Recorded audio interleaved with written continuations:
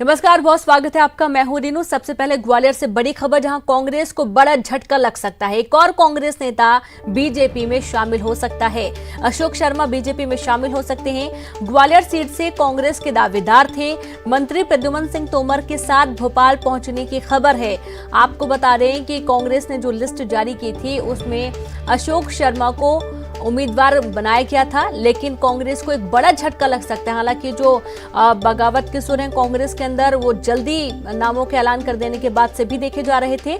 Ashok Sharma BJP में शामिल हो सकते हैं। एक और कांग्रेस को बड़ा झटका, जहां अशोक शर्मा बीजेपी में शामिल हो सकते हैं। ग्वालियर सीट से कांग्रेस के दावेदार थे।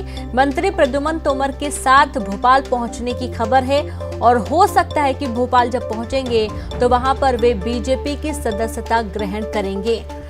तो तोड़ मोड़ की राजनीति इलेक्शन के पहले ही देखने को मिल रही है। चुनाव की तारीखों का ऐलान हो चुका है और कांग्रेस के ग्वालियर सीट से दावेदार थे अशोक शर्मा, माफ कीजिएगा, जो कि बीजेपी में शामिल हो सकते हैं।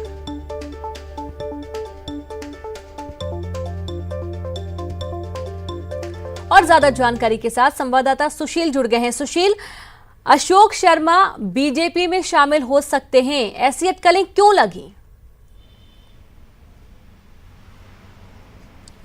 बिल्कुल, देखिए, अशोक शर्मा ग्वालियर विधानसभा सीट से कांग्रेस के टिकट के दावेदार थे।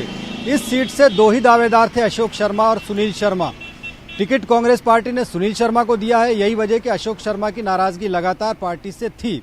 उनका ये कहना था कि उनको सम्मान नहीं मिल रहा था। यही वजह है कि आज उनके बीजेपी में शामिल होने की पूरी संभावना है। और खबर ये है कि प्रद्युम्न सिंह तोमर के साथ वो भोपाल रवाना हुए हैं और संभवतः आज शाम ज्योतिरादित्य सिंधिया की मौजूदगी में अशोक शर्मा बीजेपी की सदस्यता भोपाल में ग्रहण करेंगे। हम आपको बता दें कि ग्वालियर विधानसभा सीट पर प्रद्युम्न सिंह तोमर भारतीय जनता पार्टी के संभावित यानी उम्मीदवार है और उनके सामने अब सुनील शर्मा, जो कांग्रेस से प्रत्याशी बनाए गए थे, उनके लिए अब एक बड़ी मुसीबत खड़ी हो जाएगी कांग्रेस प्रत्याशी के लिए, क्योंकि ग्वालियर विधानसभा सीट पर करीब 35,000 से ज्यादा ब्राह्मण मतदाता है और कांग्रेस से ब्राह्मण उम्मीदवार मैदान में है और अब एक ब्राह्मण का बड़ा चेहरा कांग्रेस से बीजेपी में आ रहा है। तो कहीं ना कहीं ये ब्राह्मण मतदाताओं को बीजेपी में साधने के लिए एक बड़ी कोशिश हो सकती है। तो निश्चित तौर पर ग्वालियर विधानसभा सीट पर कांग्रेस के लिए एक बड़ा झटका है और कहा जाए तो प्रद्युम्न सिंह तोमर के लिए एक बड़ी उपलब्धि भी होगी अगर वो आज इस खबर पर मोहर लगवा पाते हैं। और अगर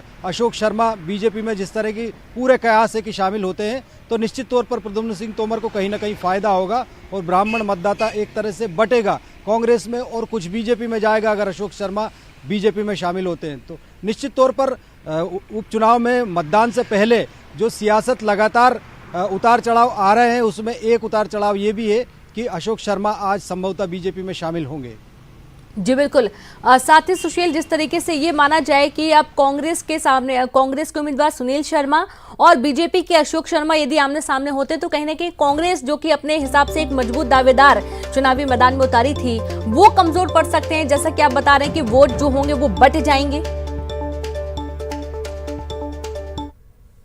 बिल्कुल रेणु, देखिए, कहीं ना कहीं पूरे ग्वालियर चंबल अंचल में जो चुनाव होते हैं उसमें जातिगत आंकड़े भी एक बहुत बड़ा महत्व रखते हैं इन चुनाव परिणामों पर।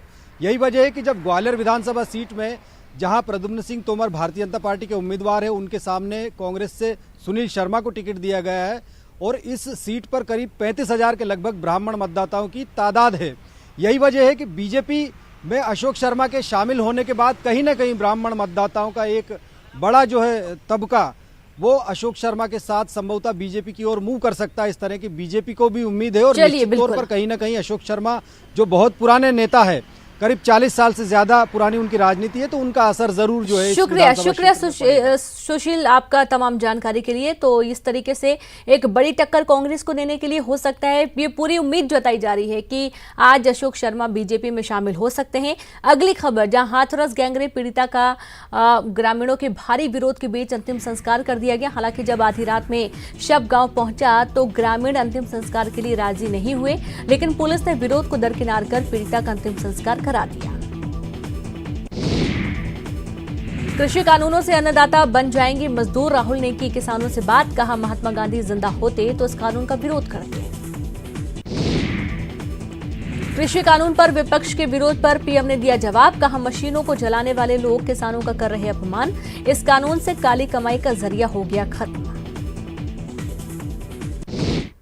और चलिए एक बार फिर से ग्वालियर की खबर का रुख करते हैं, जहां पर उम्मीद है कि अशोक शर्मा बीजेपी में शामिल हो सकते हैं। प्रद्युमन सिंह तोमर उनको लेकर पहुंचे हुए हैं भोपाल और बहुत ही जल्द आप एक बड़ा बदलाव देख सकते हैं। बड़ी खबर है, तो जैसा कि आपको बार बार बता रहे हैं, अशोक शर्मा और सुनील शर्मा ये दो नाम थे कांग्रेस के लिए कि किनको ग्वालियर सीट से चुनावी मैदान में उतारना है। मुहर लगी थी सुनील शर्मा के नाम पर और इसकी वजह से अशोक शर्मा काफी बगावती सुर भी उठे थे। अब इसके बाद उनको चुनावी मैदान में उतरना तो था ही, कांग्रेस से जब उनको मौका नहीं मिला तो अब जिस तरीके से वो प्रद्युमन सिंह तोमर के साथ भोपाल पहुंच रहे हैं, तो ये पूरी अटकलें हैं, पूरी संभावना है कि अशोक शर्मा बीजेपी में शामिल हो सकते हैं और बीजेपी के टिकट के साथ वो चुनावी मैदान में सुनील शर्मा को टक्कर देने वाले हैं। बड़ी खबर आपको दे रहे हैं, जहां पर अशोक शर्मा बीजेपी में शामिल हो सकते हैं। कयास लगाए जा रहे हैं। प्रद्युमन सिंह तोमर के साथ वे भोपाल रवाना हो चुके हैं और बहुत ही जल्द एक बड़ा बदलाव सुनने को मिल सकता है। जैसा कि ये भी बात है कि 1 या 2 तारीख को बीजेपी अपने टिकट का ऐलान करेगी, अपने उम्मीदवारों का ऐलान करेगी। हालांकि अभी तो संभवतः वही नाम सामने आ रहे हैं जो पूरा एक पैक ज्योतिरादित्य सिंधिया के साथ बीजेपी में शामिल हुआ था, वो जिस सीट से बिलोंग कर रहे थे उनको उसी सीट से चुनावी मैदान में उतारना था। लेकिन हो सकता है कि आने वाली जो लिस्ट होगी उसमें आपको कुछ प्रमुख सीटों पर एक बड़ा बदलाव देखने को मिलेगा, इसलिए क्योंकि कांग्रेस ने पहले से ही उम्मीदवार तय कर दिए हैं।